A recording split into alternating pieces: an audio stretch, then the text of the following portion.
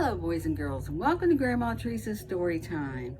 Today I'm reading The Biggest Christmas Tree Ever by Stephen Kroll, illustrated by Jenny Bassett.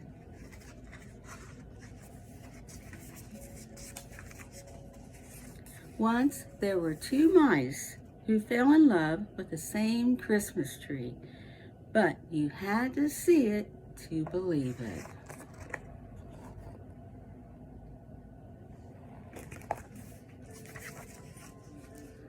Everyone in Mouseville loved Christmas trees. Every Christmas, families all over town put up the biggest, most beautiful tree they could find. But first came Thanksgiving. The day before the celebration, Clayton, the house mouse, took a walk around Mouseville. He knew he should be thinking about giving thanks, but the chill in the air reminded him of Christmas. "You know what?" he said out loud. "This year, I'm going to find the biggest Christmas tree ever." Not far away, Clayton's friend Desmond, the field mouse, said exactly the same thing.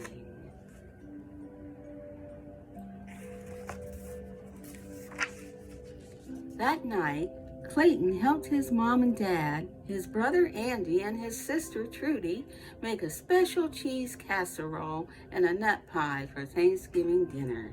Over at Desmond's house, Desmond and his brother Morris helped Uncle Vernon fix a big pot of vegetable stew and a cheesecake. Everyone ate much too much. After dinner, Clayton's grandma and grandpa sat in the living room holding their tummies and grumbling. Over at Desmond's, the cousins from across the road stretched out on Uncle Vernon's sofa and took a nap.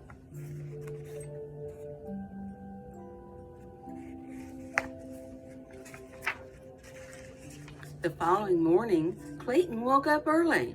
He wanted to be first at Clara's Christmas tree farm at the edge of town. That way, he could have his pick of the biggest trees. Over at Desmond's house, Desmond tumbled out of bed with the same thought.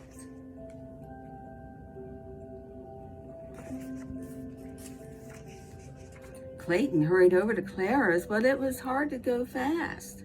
He was still too full of Thanksgiving dinner. By the time he reached the Christmas tree farm, he was out of breath. He looked around. No one else was there. Moments later, Desmond arrived. He too was full of Thanksgiving dinner. He too had found it hard to hurry. He took a deep breath and stumbled inside.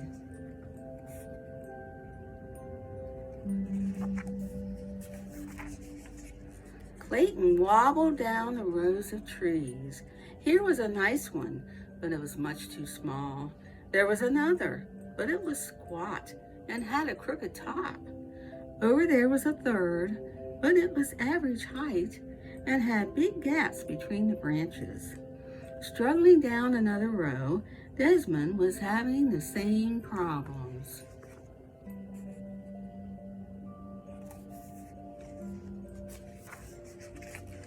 Clayton leaned against a tree. It was scrawny and not very tall. "I'll never find a tree I want," he said. "I'd better go home." And not far away, squinting at another tree, Desmond said, "I'll never find a tree I want. I'd better go home." Do you think they're giving up too soon? When Clayton reached his house, it was only in the middle of the morning, but he was still full, and he was tired. He fell back into bed. When Desmond reached his house, he too went back to bed.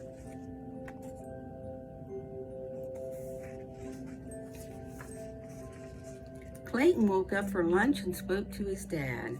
Dad said, "Go out this afternoon. Walk to the far edge of the Christmas tree farm. The biggest trees are there." When Desmond woke up for lunch, Uncle Vernon told him the same thing.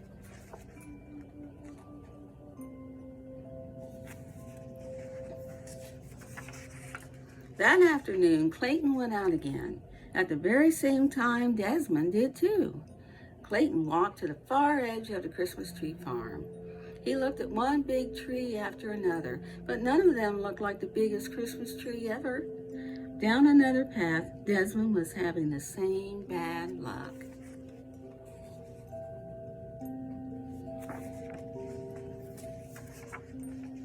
Starting to lose hope, Clayton peered around a very thick trunk. Desmond peered around the same thick trunk. They bumped heads and fell down. "I bet you're looking for the biggest Christmas tree ever," said Clayton. "I bet you're looking for the biggest Christmas tree ever," said Desmond. "Why don't we find it together?" said Clayton. "No one said we couldn't," said Desmond.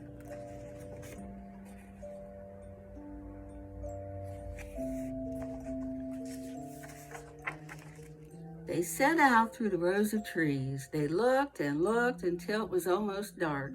Just as they were ready to give up, there it was. A Christmas tree so big and so tall, it reached the sky.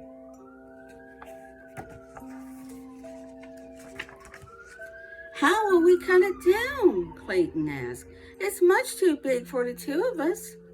"Where will we put it?" Desmond added. "It won't fit in your house or mine." Clayton and Desmond smiled. "Our families will help us," they said together. And that is what happened. Clayton's dad and Uncle Vernon came out with their axes, and with the help of Clayton and Desmond, they chopped down the giant tree.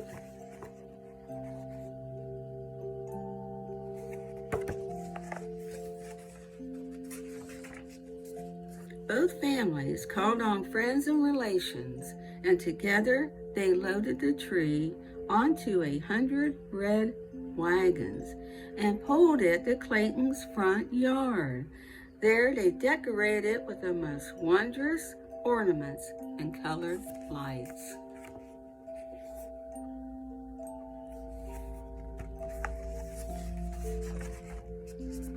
And on Christmas Eve, with all of Mouseville celebrating around it, the biggest Christmas tree ever lit up the entire hillside. Clayton and Desmond shared a high five. "We did it," said Clayton. "All of us together," said Desmond.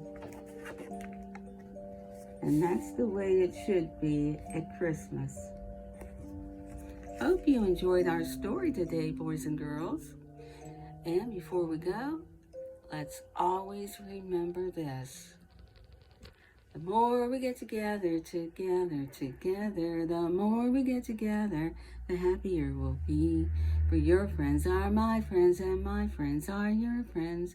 The more we get together, the happier we'll be. And until next time, stay safe. Bye.